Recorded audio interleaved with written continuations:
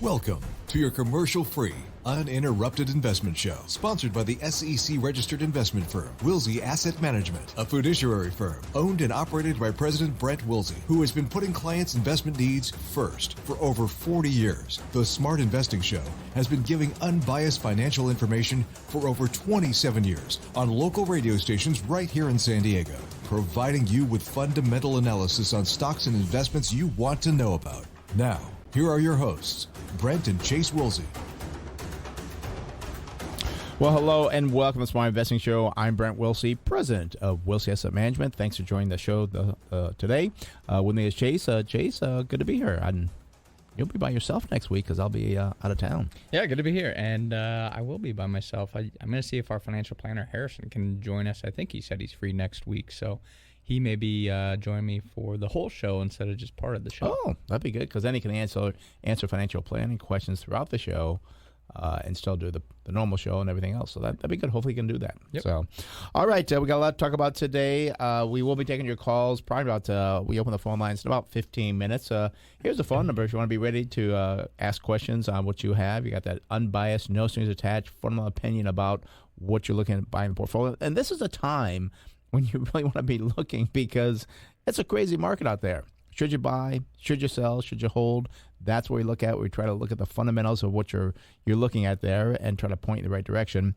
Phone numbers here, 833-288-0973. That's 833-288-0973. And that will get you through, as I said, for your unbiased, no strings attached, fundamental opinion about what you want to talk about. But let's talk about the labor market. Last week, data for the JOLTs report came out. In May, the labor market remained strong as there were still, I love this number, 11.25 million job openings. This far outweighed those counted as unemployed, as that stood at 5.95 million people. Yeah, and this means there are still about 1.9 openings per available worker. The quits rate also it's hard to say sometimes. Quits rate also declined, but it still stood at 4.27 million for the month of May. While both data points have fallen from recent record highs, overall, I still believe the labor market remains strong when you're looking at this JOLTS report. And again, I'm going to point this out. Before COVID, very rare to see a quits number above 4 million. Yeah. So we're still handedly above that level. And that is still a positive because, again, we talk about people don't quit their jobs many times they don't quit their jobs unless they have another job potentially lined up and they feel comfort in being able to quit their jobs. You're not just going to quit your job and be like, oh my gosh, I can't find another job. I'm broke. Yeah. I can't afford things. Most people don't quit their jobs at that point. and the thing, too, that means, I mean, we know that we could be going to slow down the economy, perhaps a recession.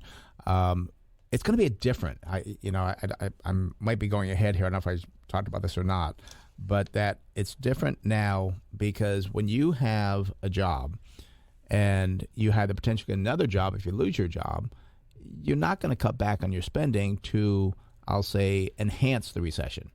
You're probably going to complain about higher prices. You're going to complain about this, but you are still going to be spending because, especially, as you said, the quits rate, people feel very good about their job, and that's an important thing when it comes to recession. Yeah, and I think it's really just the idea of inflation is really what's killing people. I mean, we've talked a lot about this potential recession, and it's, I think, completely inflation-driven. What I mean by that is just the matter of fact that spending is not growing as fast as inflation. Spending is not becoming dented necessarily, but it's just not growing as fast as the prices are. But there's a lot in the works, I think, that can bring down prices and bring down inflation. When you look at, energy prices not climbing as fast as they have over the last few months and even pulling back. You talk about shipping costs now becoming reduced. You talk about, one thing is still the ports are still actually a little bit congested on the railways in particular, being able to get the containers from the ports to the railroad to the end consumer. Yep.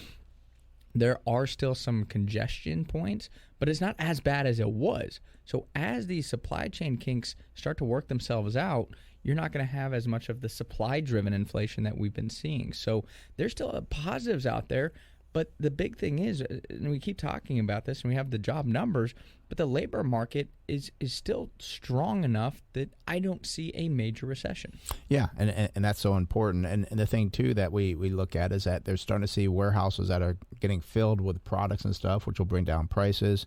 And I want to be clear on people. We're not saying that inflation is going to reverse. Yep. We're saying it's going to slow down and come down. And we've talked maybe 4 to 6%, depending. And again, we get data all the time. So that's why we can say one thing a month ago. We get new data. We're going to change what we say because we saw something new. We're always watching the data. But I think you'll start seeing, I believe this is what, July. I think around September you start seeing, oh, not these high numbers for inflation, which will make people, again, feel better. Especially, keep in mind, they've got a job. They have, I think they're still, when I say, is it $18 trillion still in liquid money that consumers have? So it's not going to be a major recession. And I've seen some people on TV say that, like, where are you getting your data from? I just don't understand it. And I mean, the big thing, too, I look at is leverage. Yeah. And leverage is what causes crisis. And that's what caused the crisis in 2008, 2009 was the amount of leverage that was in the real estate market. That's what brought it down. You had, we always talk about the liar loans and the credit swaps and all these like derivative products and so forth. That's what really was the reason for the collapse. There's nothing like that I can see right now. I mean, you talk about the real estate market. People have so much equity in their homes, not over leveraged. If real estate prices were to pull back 10%, you're not going to have a bunch of defaults even. You're not going to have people losing their homes and having to have a bunch of foreclosures or anything of that nature. Stocks, I was looking at margin levels the other day, not out of the norm. So I just think that the one area you saw leverage was cryptocurrency. And we know what happened there, didn't we? So, but that wasn't widespread enough to shock the economy. Right. So that's why I just think we're going to be in a good spot, and especially with these employment numbers we saw yesterday. Yeah, let me, before I go to employment numbers, as it's on my mind, I want to share with the listeners this. I almost said viewers, listeners. The other thing that's different, too, this time is normally going into recession, businesses are flooded with inventory that they have to cut prices to get it out. That's not the case this time. Because of the supply chain shortage, businesses aren't overloaded with inventory. Therefore, they don't have to cut their prices to get rid of it. It is a positive for the business side. So therefore, also, too, if they don't have to cut prices, won't cut their profits, they don't need to lay people off. I mean, this is going to be, I think, I don't think it's even going to look much like a recession when we're past it. People say, oh, was that just the media talk about the recession? So let's talk about the employment numbers. They did come out. They did not disappoint. Came out yesterday, and they provided further evidence for an economy that I believe will be okay. The establishment survey showed payrolls grew 372,000 in the month of June, which blew past the estimate of 250,000. Now, the previous 2 months were revised lower by a total of 74,000 jobs, but overall, I would say it was a good gain. The establishment survey is now just 524,000 jobs lower than pre-pandemic levels.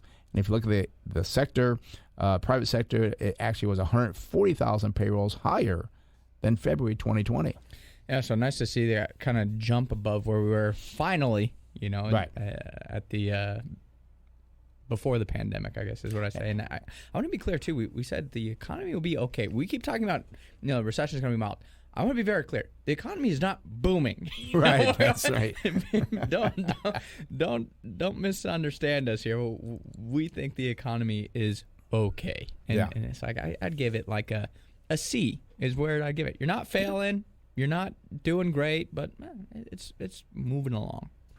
And when we look at here, too, just some other numbers, we also look at the household survey because there's two surveys. A lot of people forget that, again, there's two different data points or two different reports that come out with the employment numbers. One's the establishment survey that you talked about. The other one's a household survey. And that showed unemployed persons now stood at 5.9 million, which is just slightly higher than the February 2020 level when it was 5.7 million. And two areas, got to point these out, that remain troubling are the labor force participation rate and wage inflation. The labor force participation rate still stands at 62.2%, which is below the February 2020 rate of 63.4%. We keep talking about inflation. One of the areas of issue is the labor shortage. We still need people to get back to work. If you get people back to work, that also helps with moving products around the country, helps with producing products. That would help ease inflation as well. So that is one area that continues to struggle somewhat. And the other area, too, I talked about was the wage inflation. It grew 5.4% last month. I'm saying, well, that's not bad, right? No, well, that's not. That's a good number. Yeah. That's a good number, but again, everything we always say a number means nothing at all unless you have something to compare it to. Problem is, again, inflation is still 8% plus, and we'll get, I think, CPI numbers either this week or next week. So we'll see how that looked in the month of June and how that compared to the wage inflation of 5.4%. So real wages again aren't growing, and people, even though they might be making more money, can't afford the same amount of product and service that they were before. And one thing that we just talked about, too, is that we do see inflation slowing down to about, again, hopefully 4 to 6% as our prediction, which would then put people back in norm. If you have wage growth of 5.4%, it's not too bad. If inflation's 4 to 6 and wage growth 5.4, you're not falling behind. Yeah. No, it's an important number to look at. Also, too, let's talk about this is important on the stock market, where growth stocks versus value stocks. We're big value investors, have been for many, many, many years. But numbers in the first 6 months of 2022 and for the first half of the year, growth stocks fell 25% compared with value stocks falling 12%. Now, pretty simple math here, but that's a gap of 13%, which is the widest in 20 years. I believe the difference in the next 6 months will be reduced, but still expect value to outperform growth stocks. And one thing we have been seeing is that 10-year notes kind of been moving all over the place. And it appears, again, that 10-year note still is tied to those growth stock names. And when it goes down, the growth stocks outperform the value. I still think that the 10-year note, I think it closed somewhere around 306, 305. I know it went as high as 315. And it did, I think, at one point go up to like 325. Yeah, it got pretty high before it pulled back. But after the jobs report, it like skyrocketed to 315, and then it started to pull back a little bit. It seems that the growth stocks still do not like that 10-year note. And again, it makes sense because you have to discount those future cash flows with a risk-free rate, which is generally the 10-year note. And those cash flows with higher interest rates down the road become a lot less attractive than they are with a lower interest rate. So that's why the growth stocks don't like it, and I still believe you're going to see higher interest rates. I don't think the 10-year note's done, and it's going to go back to under 3% because we keep talking about this. The thing that has pulled the 10-year note down is fears over the recession. Right. Well, if the recession is, that wasn't really a recession. The 10-year note, I think you're going to see somewhere around 4-5%. And the other thing with growth stocks as well, and I caution people because growth means you're growing. Now, if you have a value stock that their sales and earnings grew at 4%, okay, that's not a lot. But a growth stock, and again, you're building off of higher numbers, so your percentage growth is going to be harder. If a growth stock comes in and they only grew at 6%, better than value, but not, normally they got to be above 10%. And I think that's when you'll see those valuations decline, because right now there's still some growth stocks trading at 25, 30 times, where value stocks are trading at 12 to 14 times. It will reduce that, and therefore I think there could be more fall on your big high flyers because they're still trading at multiples that are too high. Well, and I'm not going to spend too much time because we talked a lot about this last week with the big five in the S&P 500 making up a large portion there. But one thing I looked at this past week, and again, I'll just remind our listeners what the big five are. It's now Apple, Microsoft, Amazon, Alphabet, and Tesla.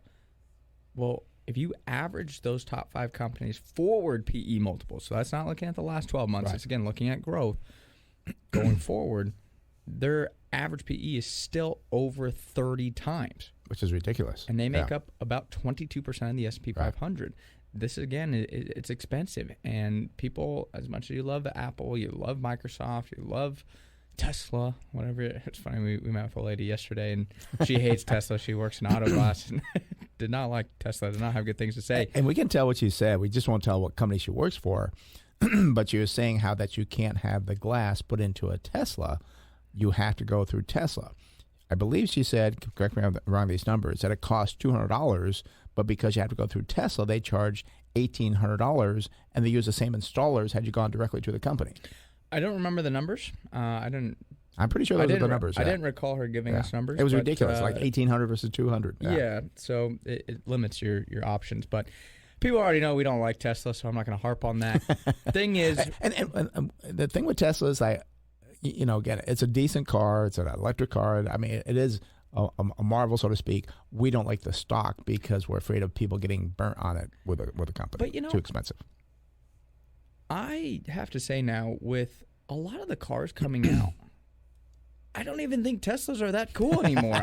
When they first came out, they were, they had the big screen in the middle. Well, it wasn't a, it didn't have a moat around it. And now all the other cars put big screens in the middle of theirs that are touch screens. And Tesla's, I guess, is bigger, but I'm like, I don't need a giant frickin' screen in my car. My screen's 36 inches big.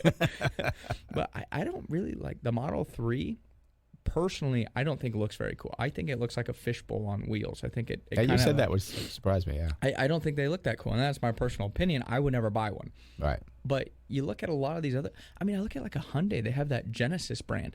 Those are really, I think, sharp looking. There's so many cars out there now that they've really advanced the body style, and I think they look good, and there's now so much more competition coming in EVs. We've talked a lot about that. Cadillac's got some great cars coming out, like EV side. Yeah, and personally, I would never buy a Tesla. I don't think they're that cool. Yeah, I could buy one if I wanted, but I don't want to. Yeah. So that's my personal opinion on the car side, and we already know the valuation side is just ludicrous. So you got to be careful with these stocks. Be careful with the market. We've talked a lot about that, but it's not as safe as you think it is. No matter the name of a company that you're investing in, you have to know what you're paying for the earnings, the sales, book value, and the cash flow. All those valuations for those big five companies still stretched. Well, let's say in the car manufacturers. By the way, phone numbers, lines are not going to open up. 833-288-0973. Again, that's 833-288-0973. We'll take in your calls in just a few minutes here about what you want to talk about. You got equities or stocks that you're not sure if you should hold, buy or sell. That's what we're here for. Again, 833-288-0973. Staying with the on the car theme here, Chase. Normally going into recession or a slowdown, American car makers and their stocks get hit pretty hard. So far, that appears to be the case with falling stock prices. But if one looks deeper, investors should be less concerned this time around. In past recessions, car makers were stuck with large inventories of vehicles. They had to discount dramatically to move that inventory. And this can cause them to actually take large losses on that inventory, obviously, because you're not selling the cars for as good of a margin. And the thing we have to point out is that is not the case this time, as the demand may not even be met in a slowing environment due to the extremely low inventories. Again, you still drive by these car dealerships. They're not flooded on the lots by any means.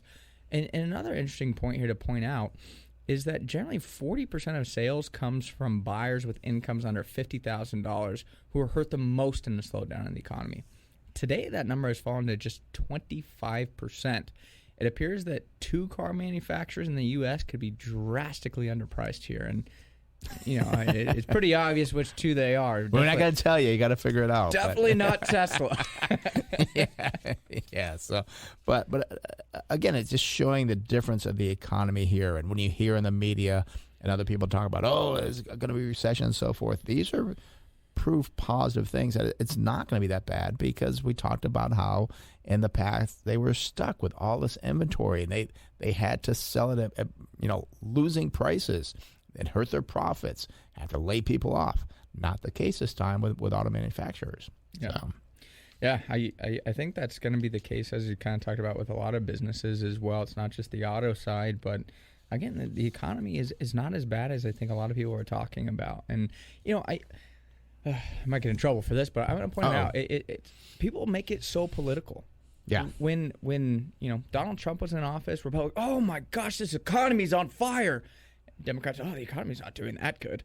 Same thing right now, and I think I know which way.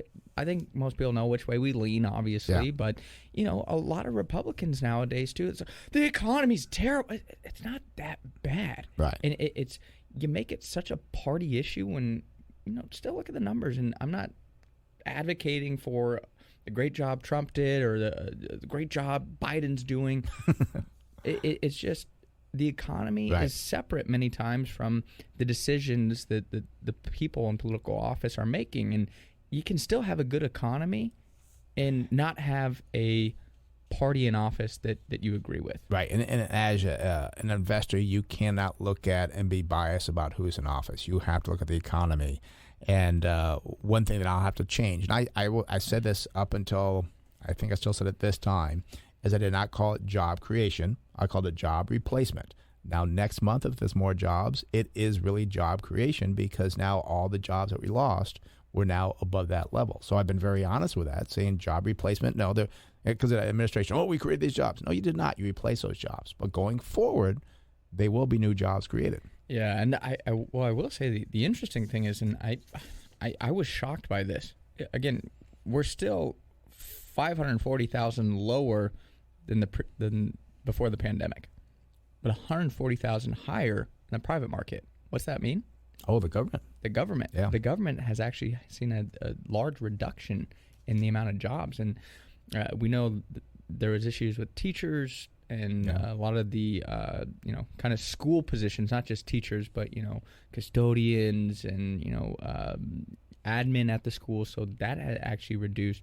But then I'm not sure where the other issues are arising in the government jobs. I was shocked that I would have thought the government jobs would have come back before the private sector jobs. I'm surprised. And that does include federal, state, local, a lot of different governments there. Yeah. So one thing, too, I want to mention to you is that if you like this information, like, gosh, that's interesting, I wish I had more information on it, along with other topics we do put them in a newsletter that goes out every Friday afternoon. So if you want that newsletter with more information, plus what we talked about, go to our website, smartinvesting2000.com. That's smartinvesting2000.com. Click on the page in the newsletter, sign up for it, and you'll get this every Friday. This and about usually 8 to 10 different topics we put in there, and it's probably a quick read. We'll probably call it a 3 to 5 minute read on stuff that is, well, like what we talk about here, that we think is helpful for investing, and that makes you a smarter investor is what it does. So speaking of being a smart investor, we do have a workshop coming up on Thursday, July 21st at 6 o'clock in Scripps Ranch. Now, this is an important time to really come to understand what is going on, because, now you want to understand if you should keep the stocks that are down in your portfolio, should you sell them, how to learn what stocks should do well in a slowing economy, how to avoid losing more money in your portfolio by buying new losers that you sold losers, you bought more new losers. This is what we do in the workshop. We show you how to invest properly using fundamental analysis. The workshop is free. What you have to do is you have to sign up for it. Go to our website, smartinvesting2000.com. That's smartinvesting2000.com. I'd love to see you there. Again, that's Thursday, July 21st in Scripps Ranch. If you want to call the office, you can do that too. Just to speak with Priscilla, 858-546-4306. That's 858-546-4306. Again, talk to Priscilla about the workshop on July 21st, Thursday at 6 o'clock. Seating is limited, so I would not delay too long. I know we're probably about halfway full at this time. So, all right, phone numbers. Gosh, we got no phone numbers here. Nobody waiting here. We got the phone numbers, just no callers. Got the phone numbers, no callers. That's it. That's the right way to say it. 833-288-0973. That's 833-288-0973. And Chase, I know why this happens, because when markets are up, everybody's like happy, they're excited, they want to call in to get confirmation that what they're doing is right. But when things are down, we do always get less calls when you should get more calls, because when you really got to do the work, but they don't want to talk about it because, sorry, we're going to say, no, that's not a good one, sell it. Like, but I'm down 30%. Well, that's reality. Yeah, and that's the thing is we don't get emotional with it. We just look at the valuations on the stock, and I don't care how much I like a company. Yeah. If it's too expensive, it's too expensive, and that's the biggest mistake that people make is they don't maintain a philosophy. And what I mean by that is when we say something, sometimes people are like, "Oh, you were wrong. I knew that company was going to go up," but they don't know why it went up. Right. And with us, just because we say it's overpriced doesn't mean it can't become more overpriced. Yeah. It can still go higher, but it doesn't fit into our value philosophy. And sticking to a philosophy, it makes you understand why you're doing well in the stocks that you're doing well with. not just getting lucky on something and, all of a sudden it goes up 100%. It's like, good for you, but how are you going to replicate that next time? And you kind of start to get this false sense of like, I know what I'm doing. I made 100% on this stock. But you try and justify in your head why you bought that stock, and you try and replicate it, and then the next stock does terribly. That's why I don't care. You could have done great on that stock, and we said it wasn't a great stock, but there was no philosophy. There was no ideology behind why you bought that. Sticking to an approach like we do with value, I truly believe that it increases your chances of success going forward. And you're right, because on the short term, 6 months, you have as much luck doing what we do, throwing a dart at the board. But when it really comes out to what we do, it comes out 2, 3, 4, 5 years down the road. That's where the discipline comes in. That's where value investing helps out, because of fact, it short term, it doesn't matter what you do. You could have a 5-year-old do better than us on a short term because he got lucky. Mm-hmm. But when you look at the duration of investing for the longer term, that is the big difference, and that's why value investing works well. All right, phone numbers 833-288-0973. That's 833-288-0973. Let's go out to El Cajon and speak with Joanne. Joanne, you're in the Smart Investing Show. Brent Chase, how can we help you? Good morning, gentlemen. Looking for something in the energy field. Don't have that in my portfolio, and noticed that Warren Buffett put a lot of money recently in Occidental Petroleum. What do you think about Oxy? That's a good question, because I know that he did put in his portfolio, so I'm kind of curious where it stands now. And I know we have to mention he bought it probably at a much, much lower price than now. But let's take a look at the numbers here for you. For Occidental Petroleum, symbol is OXY. They are in the oil and gas EP industry. We do see that there's, 10.6% shares float on this shorting. That surprises me, since Warren Buffett owns it, that somebody's shorting against him. We do see institutional ownership is 83.5. Good PE ratio, 9.2 versus 11.3. Price of sales, 2 versus 2.1. Price to book value of 3.8 versus 4.8. And price of cash flow is 4.6 versus 4.7. So those valuation ratios look good, because you always want them lower than the industry average. Now, the other thing we look at, too, is a PEG ratio, which is your price earnings divided by growth. You want that lower. That is lower, 0.2 versus 0.9. So it says you're paying less for the growth of this company. Now, over the last year, they have no growth on their earnings. We do see the sales are up 48.6%, but not quite as good as the industry, up 60.3%. A 5-year estimated growth from the analysts on their earnings of 23.5%. That is double the industry at 13.6%. They do pay a dividend. I'm kind of shocked or disappointed on this dividend.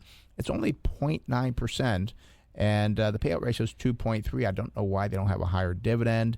Usually your energy companies like Exxon and Chevron have higher dividends, but theirs is rather low.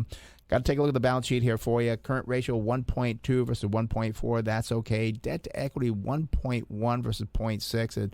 It is higher. You want debt to equity lower, but 1.1, I'm okay with that. Net profit margin, very good, 25.3 versus 19.7. Also, return on equity is 26.1 versus 22.4. So I'm liking these numbers here, but it really depends on going forward. Chase?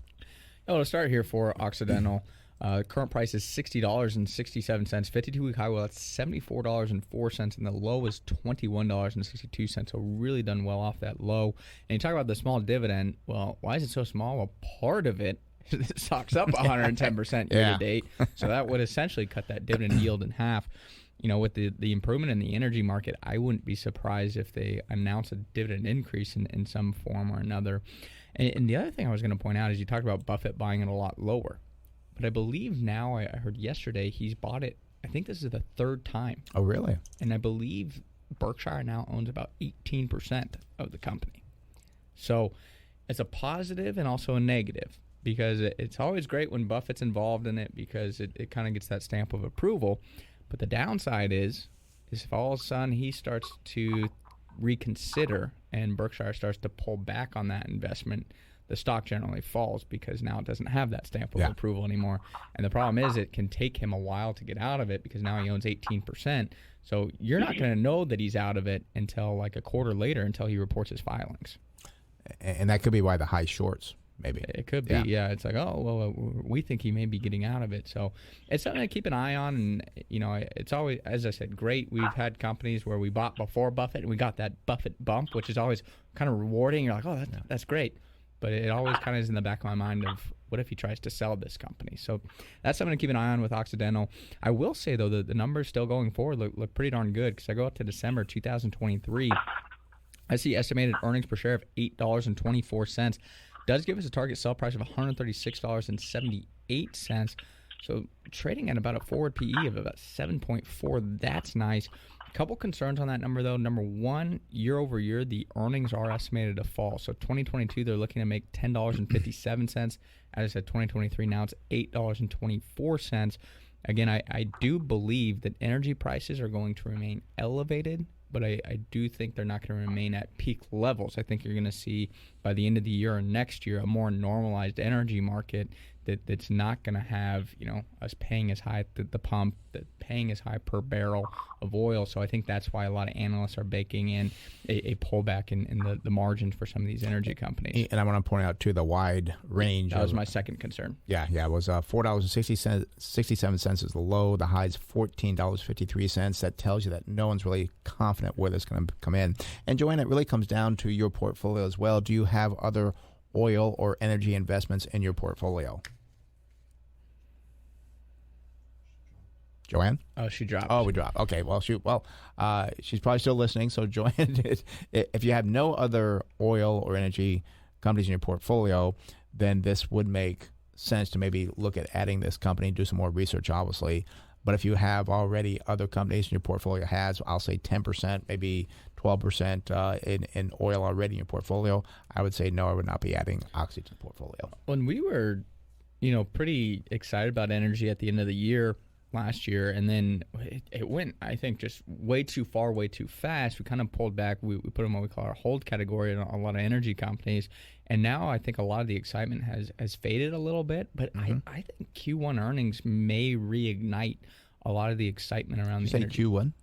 Q2 earnings may reignite a lot of the excitement around it, because I think they're going to have really good numbers, and I think the outlook is still going to be strong. And one of the reasons, too, energy's been struggling is getting that recession word. Yeah. People are, oh my gosh, recession. Well, that generally drags down the demand side of the equation for energy, so that's why you've seen gas prices, or part of the reason why you've seen gas prices and oil prices pull back.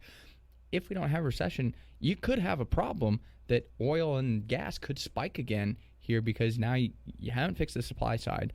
The demand side could be reignited and could cause some issues. And the other thing, too, and people won't like this, but sometimes what happens is that the price falls on oil, but the profit margins actually will increase because it didn't fall as quickly. Mm-hmm. So that's one thing, too, is that you may think, oh, it's going to be bad for the company. Like, well, wait a minute. They reported better earnings than last quarter, last year, and so forth. That's what you have to look at. So what is the company doing profitability-wise? And also, too, they could have cut costs, so increase the profits. So that's what you're trying to look at.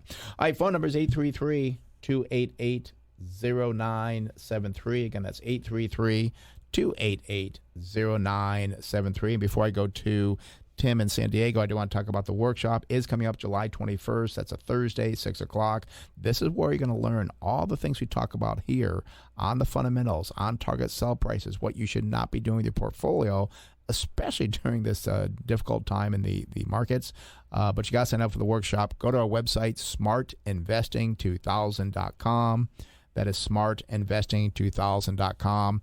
Or call Priscilla at the office, 858-546-4306. That's 858-546-4306. Let's go back out to San Diego and speak with Tim. Tim, you're on the Smart Invest Show. Brent Chase, how can we help you?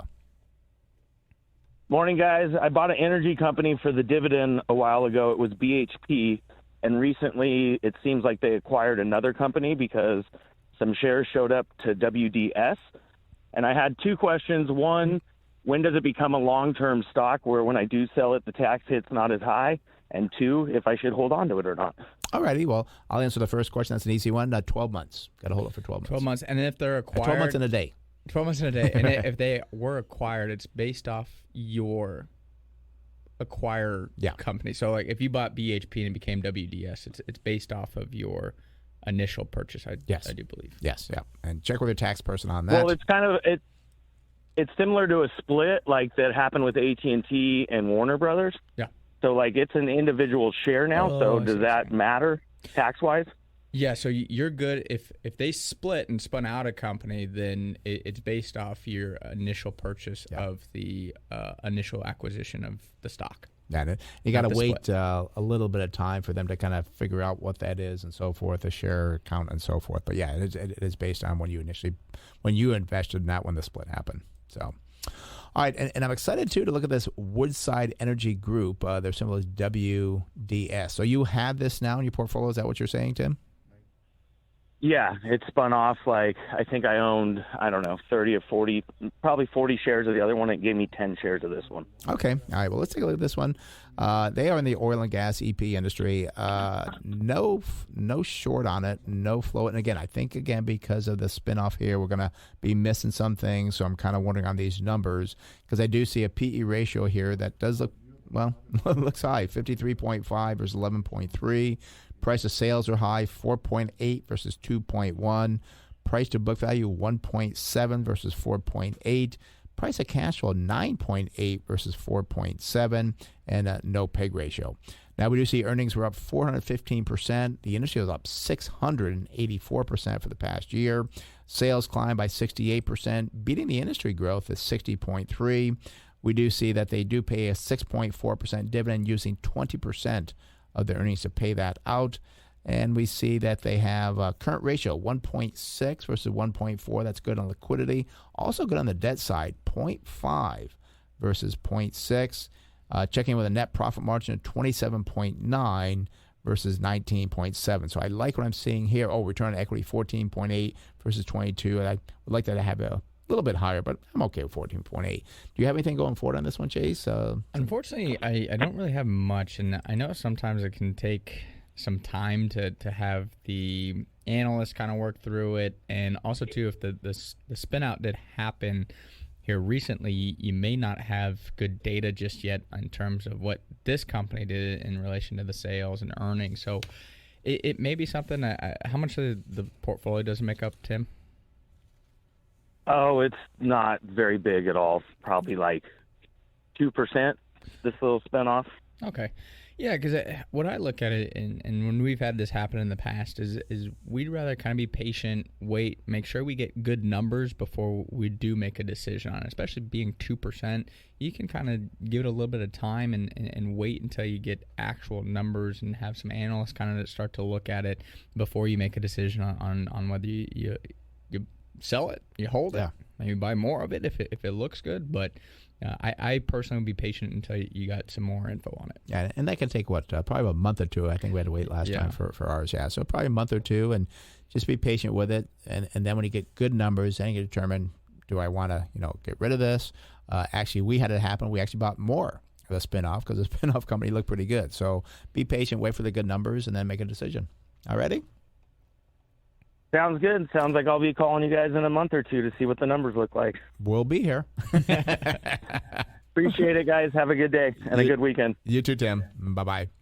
All righty. That does open the phone line, 833-288-0973. That's, again, 833-288-0973. And before I go to Frederick or Randy, it is time to talk about financial planning. For that, I turn to our financial planner, our CFP, Harrison Johnson. Good morning, Harrison. How are you doing this morning?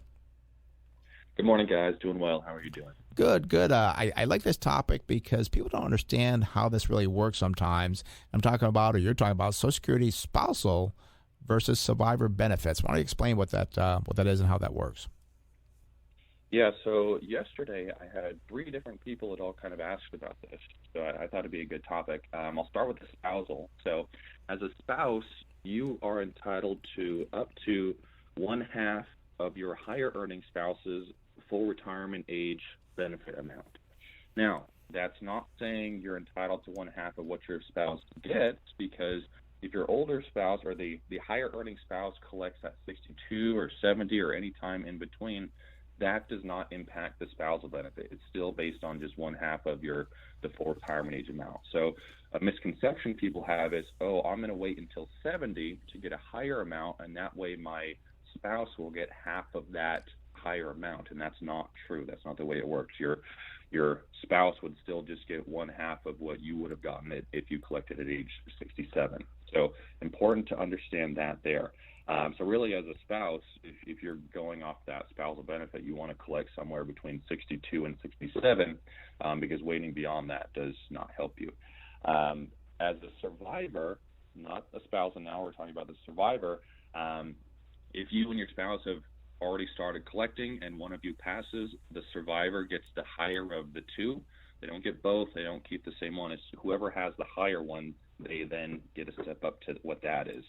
But if you have a spouse and they pass away a little bit early and you have not started collecting yet, now you have a choice to make. In this case, what's called deemed filing does not apply. Deemed filing says if you apply for benefits, you apply for everything you're entitled to, which would include your own benefit or a spousal benefit. But for a survivor benefit or a widow or widower benefit, you can choose which benefit you want to apply for and then allow the other benefits to grow and then switch over to those later on. So for example, on your own benefit, you can collect anywhere between age 62 and 70, but as a survivor, you can collect as early as age 60 and up to age 67. So in this case, the strategy would be to either start collecting your survivor benefit at age 60 and then allow your own benefit to grow until age 70, and then you can switch over to that at age 70 and get that higher amount.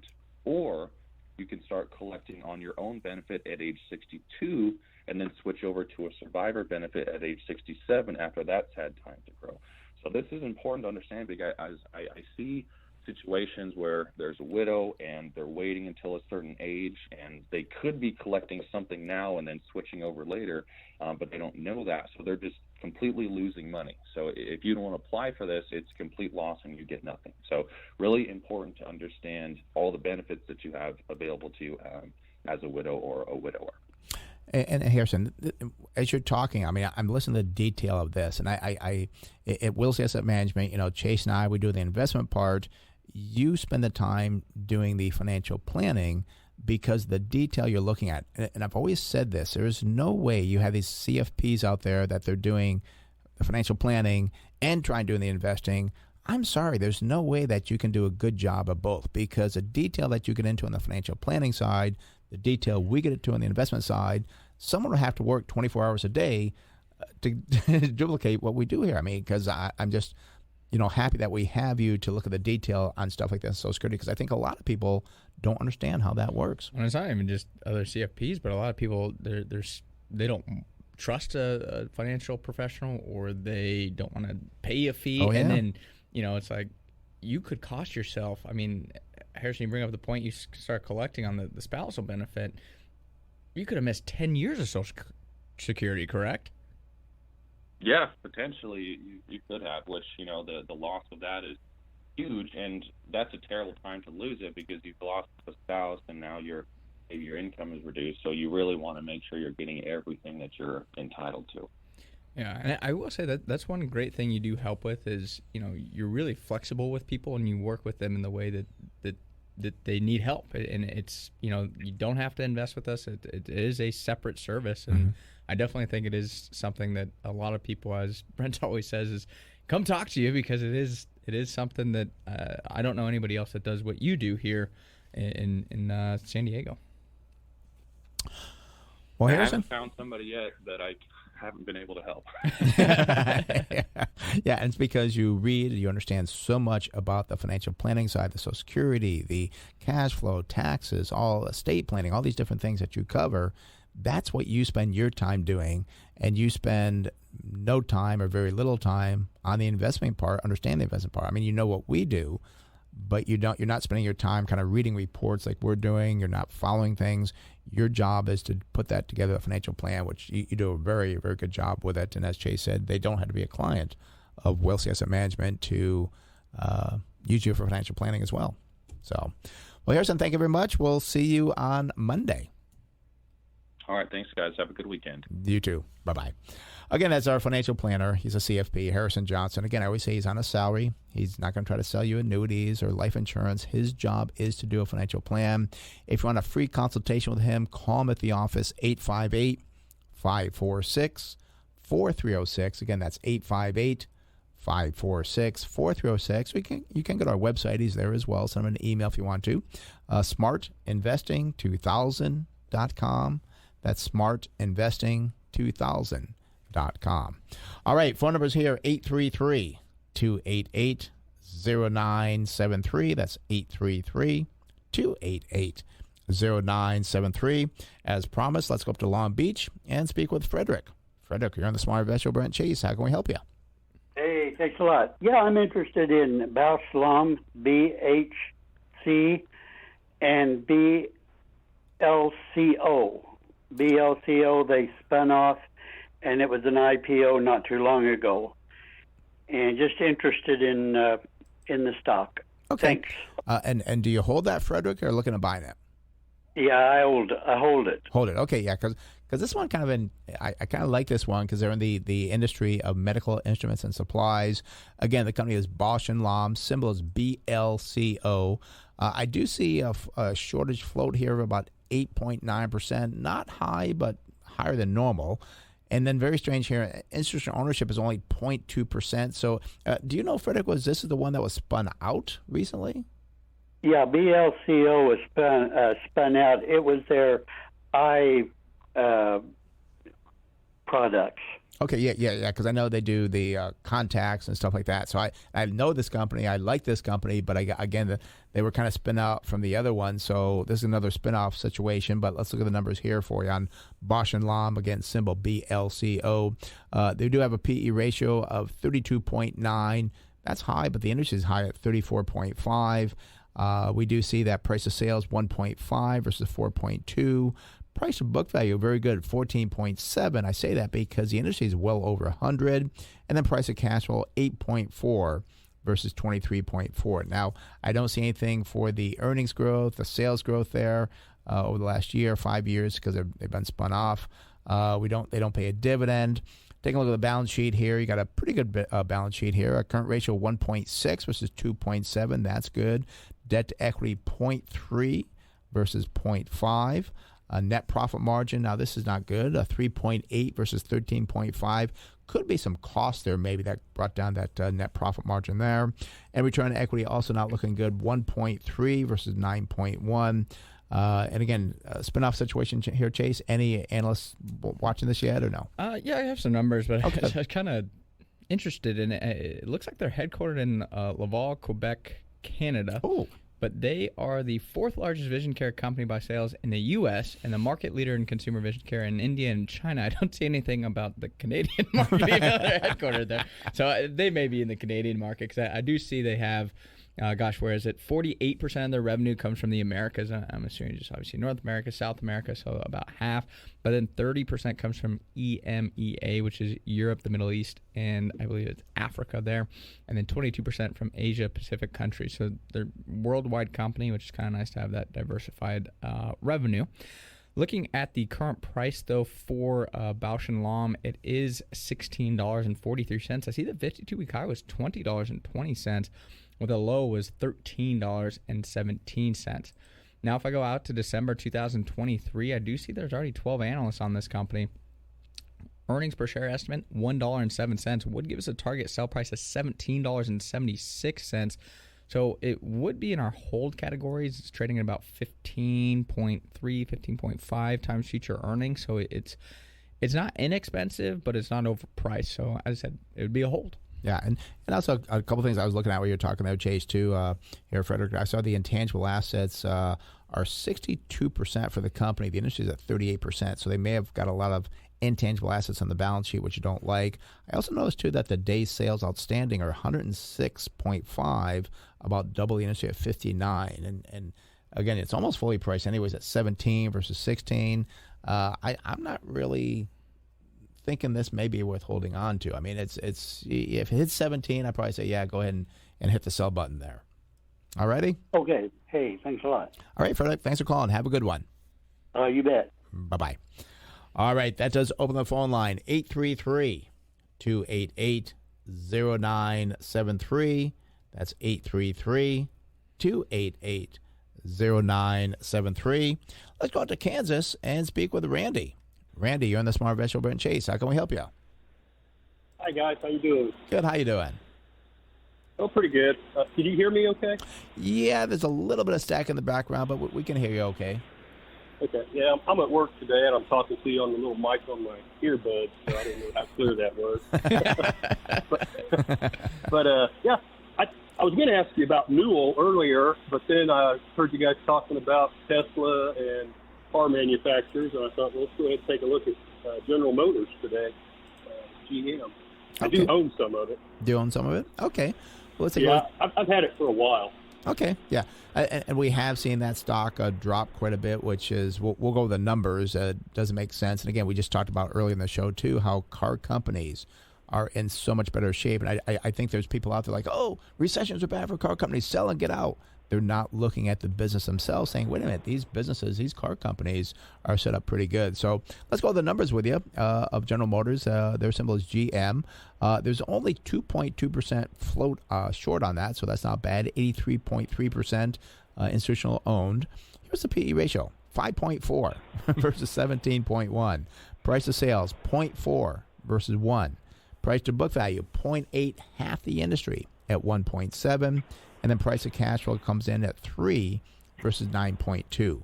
Now the PEG ratio, which is your price earnings divided by growth, 1.6 versus 2.6. The lower the number, the better. So that looks good for General Motors. Here's the earnings numbers. Down 30.4%. Industry down 5%. Sales down 6.5% versus 7.6% decline. GM has still not installed their dividend.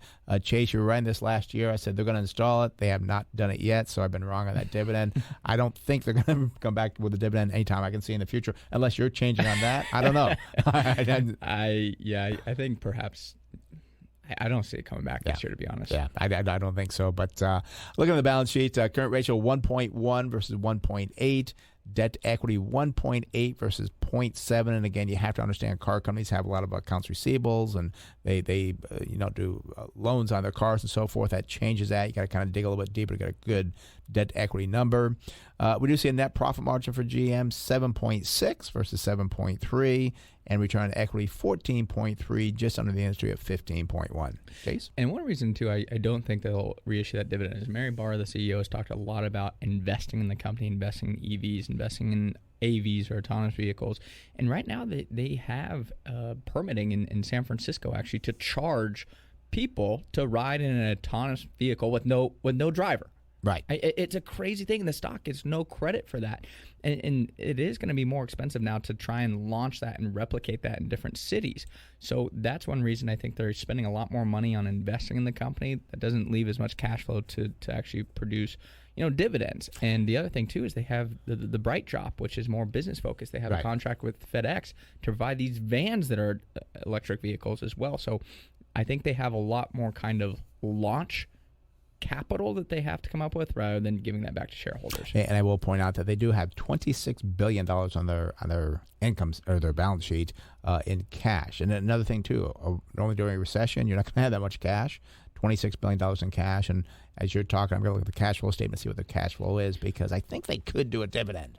But yeah, I'll finish these numbers here. Yeah, and then you we'll finish talk that. About current price for GM, $32.31. 52-week high was $67.21, and the low was $30.33. So it's been just, I'm going to say, hammered this year, down 45% year to date.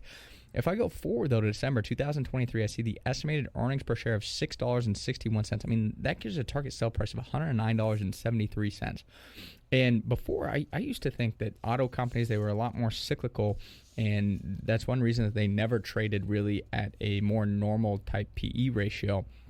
But I really do believe Mary Barra is trying to streamline this company more and produce recurring revenue. And if they are able to capitalize on that opportunity, there's no reason why this company should trade at 6, 7, 8 times earnings. They should have a more justified multiple around the historical average of 16.6, which would just be a phenomenal return for investors. And I was looking at the cash flow statement when you were doing the numbers. What was the forward PE that you forward PE is 4.89. Yeah, which is just ludicrous. And these are not the old car companies of yesterday.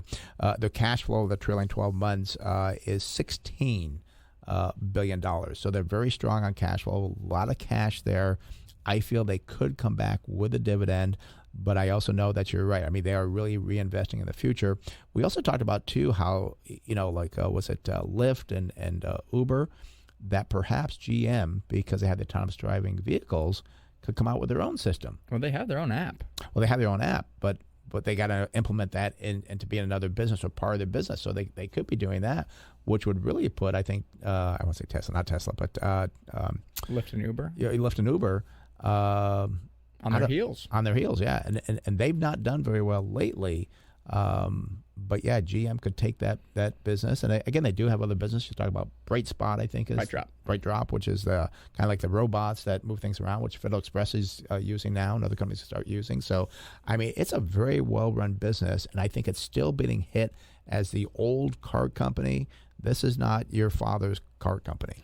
And auto sales are going to I didn't mean yours, because that would be me. I meant my father's.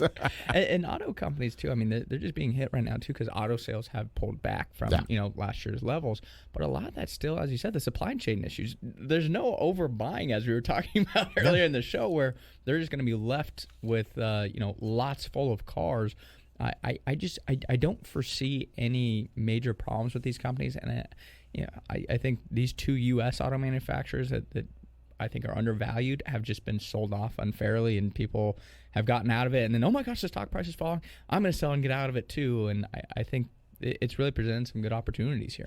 And we talk about things like this, and we're very optimistic about December 31st this year. I got to be careful, choose my words wisely here, that I don't get into trouble with the SEC, but we're very optimistic about come the end of the year. And it's not the markets. I don't believe the S&P or the NASDAQ may even be positive this year. But I believe if you invest wisely, getting smart companies that are good value, you're going to see some good returns by the end of the year. But you got to know what you're doing. You got to look at the numbers. You can't just say, oh, well, it's a car company, it's going to go down. Or it's a tech company, it's going to go down. Or this is not going to work. This is a time, and this is why I'm kind of disappointed. Our line should be booked up with everybody saying, what should I be doing now? What does this look like? But as I said, the emotions are overtaking of investing. And I'm going to say it's people trying to time it too. Well, I think this could be an okay time, but I think it's going to get better. And we talked about that on the show a lot last week, where it's your emotions that, oh, things are bad right now, but I'm going to wait for them to get worse. And the problem is you wait for them to get worse, and then when they are worse, you wait for them to get even worse. And this is why they got to come to the workshop. The workshop is going to be on Thursday, July 21st at 6 o'clock. We're going to talk about this stuff. We're going to have a logical conversation and show you how to look at the fundamentals, how to get off that emotional roller coaster that it just doesn't work when it comes to investing. And it's free. It doesn't cost you anything. And I've been doing these for, well over 20 years now. And we show you what we do and how we've been successful in managing, and now we manage about $500 million by doing this over time. So it is a free workshop. You got to sign up for it. Go to our website, smartinvesting2000.com. That's smartinvesting2000.com. And again, we'll show you how to do it, and also, too, how to not do what you're doing. You look like you're intently looking at something there. What are you looking at? We didn't talk about your golf tournament, the charity golf tournament. Is that what you were doing? That's what I was looking at, yeah. Yeah, well, let's talk about that, because that's important. Yeah, I got like a minute here, or 30 seconds. But, yeah, golf tournament, my charity Fighters Fight Foundation against for breast cancer. We really provide experiences for women that are battling breast cancer that they can enjoy with their families and so forth. Doing our second annual golf tournament. I'm telling people, it's going to be a lot of fun this year. We have free tacos, free drinks. FightersFightFoundation.com. Go there, register August 13th. Very good. We'll do that next weekend as well. All right, there's a closing bell. Thank you for listening to Smart Investing Show. It is for informational purposes only. Should not be used as investment advice. If you'd like to discuss in more detail your investment needs or have other investment questions, feel free to call myself, Brent Wilsey, or Chase Wilsey at 858-546-4306. That's 858 546-4306. And be sure to visit our website, smartinvesting2000.com. That's smartinvesting2000.com. And right there, you can sign up for the website. Thank you for listening to Smart Investing Show. We'll be back next week. Have a great weekend. So amusing to think